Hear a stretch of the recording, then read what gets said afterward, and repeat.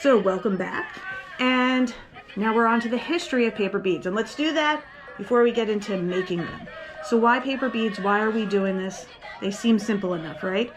Well, paper beads are one of the oldest forms of art or a craft found on the entire continent of Africa, which is kind of crazy because Africa is huge. Africa has like over 53 countries, I think, and like 2,000 different types of dialects are spoken there. So it makes sense maybe that the oldest paper beads are found there. They date back, these beads that were found, to about 45,000 years ago. 45,000 years ago is a long time. And they weren't quite the same as the paper beads that we know today. And that's basically because paper as we know it wasn't invented until like fairly recently, 2,000 years ago in China. So that's paper as we know it has only been around for 2,000 years. So how did they make beads 45,000 years ago? Well, they did that using paper that they made from the papyrus tree. Now the papyrus tree paper wasn't like a sheet of paper like this. It was really woven, and they would slice it very thin, and then they would make a weaving pattern and then roll it out and press it down. So very much different than our paper today. So these original beads were found around Egypt and the Mediterranean, all in that same area. But of course, Africa is large, as we just covered, and so these beads have been made all around the country, and they're still made today. Two of the biggest countries that are known for paper beads are Uganda and Kenya. So those are the two countries that you really want to think of when you think of paper beads, more in a modern sense. But let's go back. Paper beads have not just been made in Africa, they've been made all across the world, and quickly, not so quickly, but they made their way to England and became very popular during the Victorian age. Let's take a look at some of those beads right now.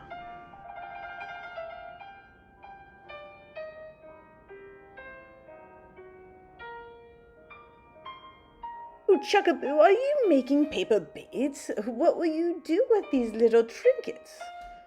Perfume is quite expensive. I shall dab the beads and make a bracelet. Smashing idea. I do need a new curtains. Might I roast some beads with you? Curtains may be a little butter upon bacon, don't you think? But it will be a bit of a Nancy bargain.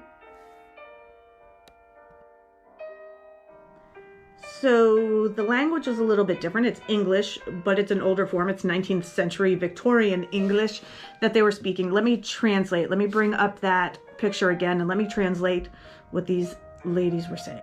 Yo, BFF, what are you doing? Are you actually making beads out of paper? What are you going to do with it? Perfume is really expensive. I'm going to dab the paper bead in there and wear it on my bracelet. That's a great idea. I need some new curtains for my bedroom. Do you think I could roll some beads with you if you have extra wallpaper? That might be a little too much. You might want to start with a room divider before a whole curtain.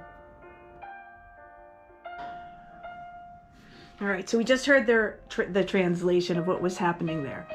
These people would get together, these ladies in Victorian time, and they would make paper beads, and they would make them from, they didn't have like mailers like we do or magazines as we do today, and definitely not an abundance of them if they had newspapers and such. But they were using wallpaper, and they used wallpaper to make beads. They used these beads for loads of different things, but primarily they would make jewelry from the beads, and they would just put a little dab of perfume on them, and that bead would last a lot longer, and that smell would last longer, the scent of the perfume, as opposed to dabbing it on their skin. And so it really stretched that small bottle of perfume that they had. Interesting fact that I should just add in here. During the Victorian age, it wasn't like today. I shower pretty much every day, sometimes twice a day. Some people shower every other day, whatever it might be, whatever the case is for you. But back in the Victorian era, if you showered once, maybe twice a month, you were pretty lucky, especially in the colder months. You would get a lukewarm bath at the best. So smelling good went a long way. So that was really important. The other thing is that they made curtains, or they would make room dividers from these beads, and they'd roll the beads up. They'd also include glass and other beads as a decoration, but a lot of times it was from this older wallpaper or any other materials that they could use to make beads to decorate their houses, which is really interesting. Let's fast forward a few more 100 years and bring it up to today. So in modern times, we can use these beads for all sorts of things. We still make jewelry, we still make decorations. I've seen wall art made from beads, and I really think the sky's the limit. And one thing that I love about beading is that it's used to upcycle. So upcycling means to reuse something. It's a little green, so that way we are taking products that we already have and we're transforming them and making them into something else.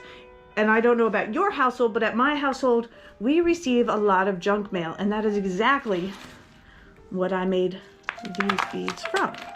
And I've made a ton of these beads in the last couple of weeks. It's a little addicting once you start, because you're always after that perfect bead. One thing that folks over in Africa are doing, they're doing this to support women and to support the African communities, especially in Uganda, but again, all over. And there's different organizations, and the people there are making beads and they're selling them online.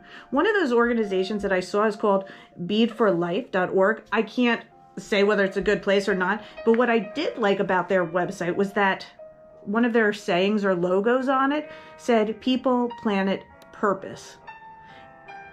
And when I think about upcycling and I think about green art,